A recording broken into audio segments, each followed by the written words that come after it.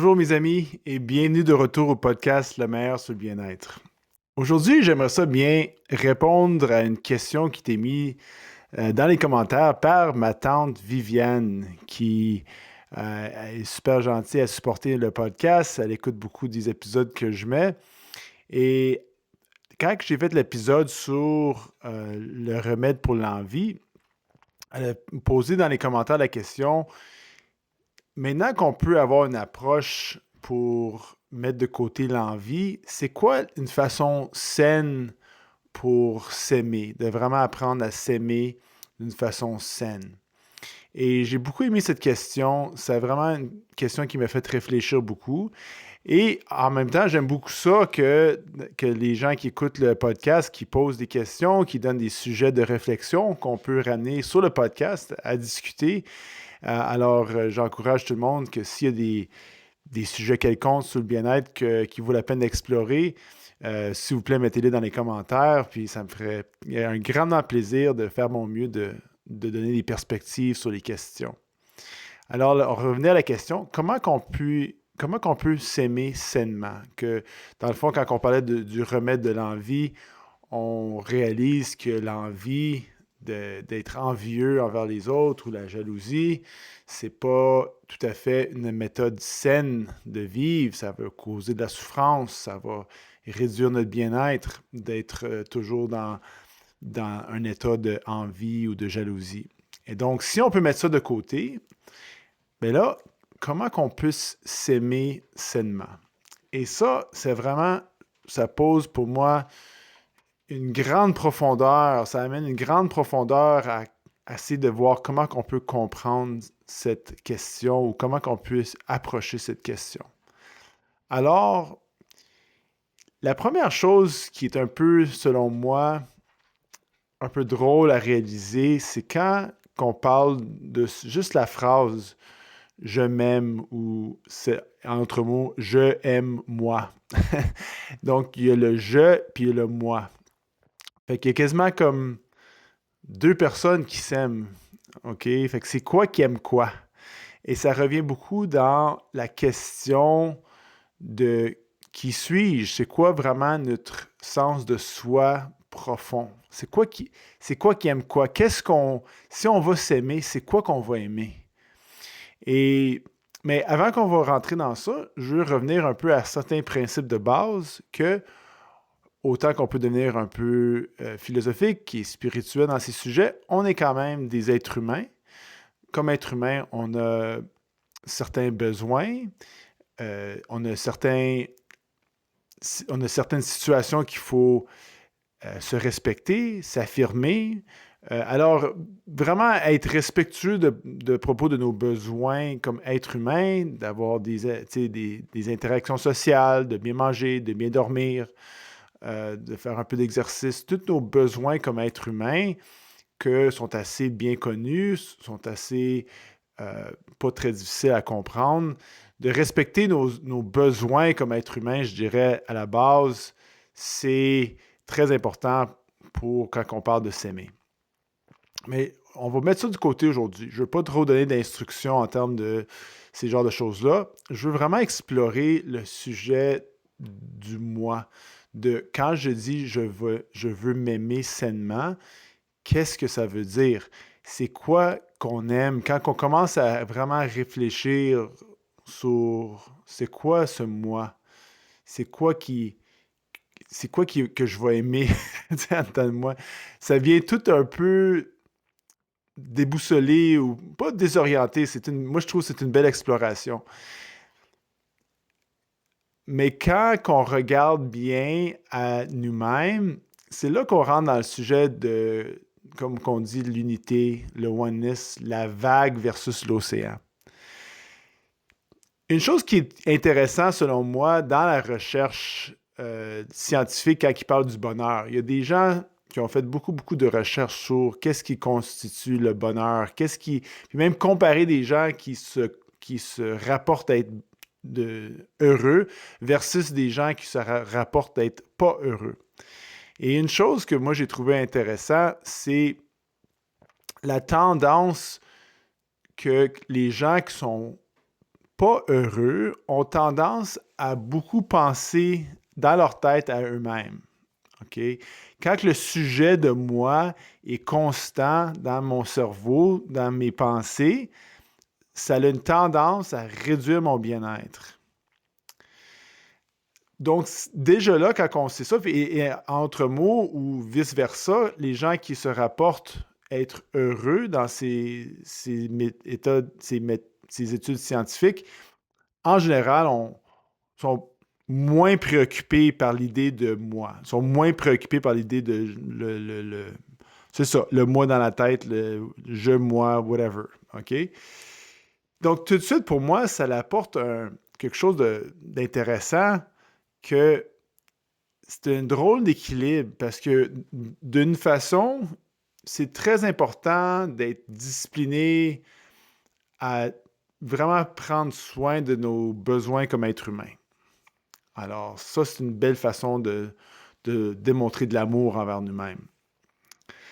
Quand on rentre dans l'expérience intérieure, puis on veut s'aimer, là, les mots deviennent moins faciles à exprimer pour qu'est-ce qu'on veut dire par j'aime moi-même parce que d'une façon, si on commence à trop réfléchir sur le moi, de trop jouer avec ce concept dans notre tête, ça risque de devenir un obstacle pour notre bien-être, pour être heureux, pour véritablement s'aimer.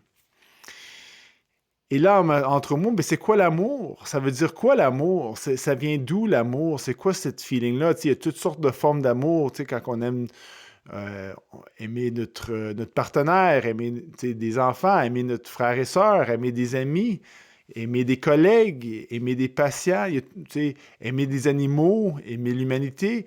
C'est toutes sortes de formes d'amour différentes. Fait que qu'est-ce qu'on veut dire quand on s'aime? Ça veut dire quoi? L'amour, c'est quand moi j'essaie de voir ce feeling-là d'amour, c'est vraiment plutôt une énergie qui est omniprésente, une énergie qui devient reconnaissable quand on commence à ressentir notre unité, notre oneness avec les choses autour de nous. Quand on commence à reconnaître que l'autre vague est, l'analogie, la vague, c'est le petit moi, l'océan, c'est le oneness, c'est le tout, et on est tout l'océan, on émerge de l'océan, et on retourne à l'océan. Il n'y a pas de différence entre nous. On est différentes manifestations du un. Et fait que la vague, la petite vague, le petit moi, quand elle commence à reconnaître que l'autre vague est la même essence, c'est tout de l'eau, c'est l'eau de l'océan, c'est la même essence, puis une reconnaissance qu'on est tout l'océan, pour moi, ça commence à émerger ce qu'on peut appeler l'amour, d'avoir une certaine dévotion ou de volonté d'aimer les autres, de vouloir le bien-être pour les autres, de vouloir que les choses soient bonnes pour les gens. Alors, quand on retourne au sujet de s'aimer moi-même d'une façon intérieure,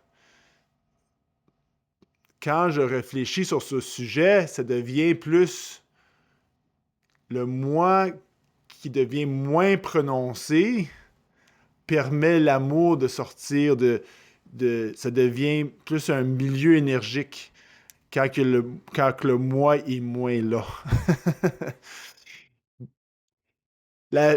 Le sujet d'autocompassion qu'on a revisé dans les premiers épisodes, je trouve que ça donne un bon guide pour mieux encadrer ce sujet, parce que c'est pas un sujet facile. Fait que les 3 piliers de l'autocompassion, si on peut se rappeler, de un, il faut se parler gentiment. Fait que si on va avoir une voix dans notre tête, c'est aussi bien d'avoir une voix gentille. Puis en même temps, être gentil envers nous-mêmes, ça veut dire, comme je viens juste d'exprimer, prendre soin de nos besoins et d'être gentil de ce côté-là.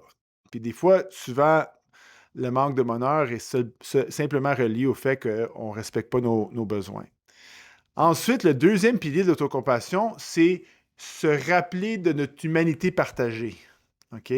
Donc, mes problèmes, mes peurs, ma souffrance n'est pas unique à moi, c'est une condition de l'expérience humaine. C'est-à-dire que ma souffrance, ma situation particulière qui me fait souffrir, a certainement eu lieu dans plusieurs, des milliers, des millions d'autres personnes.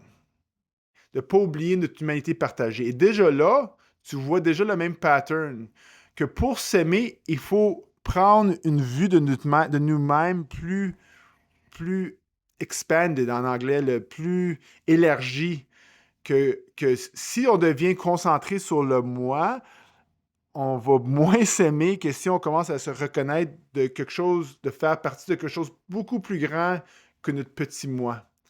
Donc, le pilier de notre humanité partagée, c'est le pilier de l'autocompassion, de se reconnaître comme l'expérience humaine et non l'expérience moi, l'expérience Guillaume dans mon cas. Et déjà, ça ressemble à la vague qui commence à se reconnaître que la vague est pas c'est pas une vague. La vague, elle fait partie de plusieurs vagues autour d'elle. Tout le monde partage la même substance, le même élément ou l'eau. C'est toute la même chose. Et le troisième pilier de l'autocompassion, c'est d'être capable de avoir un sens de témoignage de nos expériences intérieures, de notre souffrance, de nos émotions négatives, de ne pas se faire tirer dedans dans une histoire, puis d'être perdu dans l'histoire du moi qui va souffrir parce que j'ai telle histoire, puis j'ai telle émotion, puis c'est souffrant, puis c'est moi que c'est comme ça, j'ai mes raisons de souffrir. Le moi devient très dominant quand on souffre. Et donc, être capable, dans l'autocompassion, en anglais, mindfulness ou le pleine conscience, ou j'aime le mot témoignage, de commencer à être capable d'être le champ de conscience, le champ de témoignage qui peut témoigner les émotions négatives, témoigner la rumination, de juste regarder. Et cet espace-là n'a pas de concept de moi. Ça n'a pas d'idée de moi qui, qui aime quelque chose d'autre. C'est plutôt la conscience pure, les témoignages. Puis c'est pas spécial quand on dit la conscience pure, c'est la conscience pure. L'univers, ça peut être quasiment comme juste les grands sages de l'époque ont eu la conscience pure. Ça devient quasiment intimidant, comme si c'est quelque chose que des gens communs ne peuvent pas avoir l'expérience de. C'est pas compliqué. C'est quelque chose que tout le monde peut vivre tout de suite. C'est une simplicité tellement simple qu'on ne le voit pas, juste témoigner silencieusement notre expérience extérieure et notre expérience intérieure. Juste témoigner, témoigner. Fait que ça, c'est le troisième pilier de l'autocompassion. Fait que l'autocompassion commence à, oui, il faut être gentil envers nous-mêmes. Oui, il faut respecter nos besoins. C'est certainement un pilier de s'aimer sainement. Mais aussitôt qu'on rentre dans le deuxième et troisième pilier, ça nous appelle à expandre, de vraiment agrandir notre perspective du moi. Et moi, je trouve que c'est quasiment une ironie que c'est un paradoxe que l'amour va émerger, va devenir plus abondante, plus facile à accéder, le plus que le sens du petit moi, la petite vague, comme l'identité primaire, commence à diluer. Alors, je pense que c'est tout pour aujourd'hui, les amis. Vraiment une bonne question, ma tante Viviane. Je l'apprécie. Ça peut être pour les gens qui ont des accords ou des désaccords avec ce qu'on a partagé. J'apprécie les commentaires. On peut toujours reviser le sujet. Je vous remercie tout le monde qui regarde ça. Je vous souhaite une belle journée, une belle soirée. On se revoit la prochaine fois.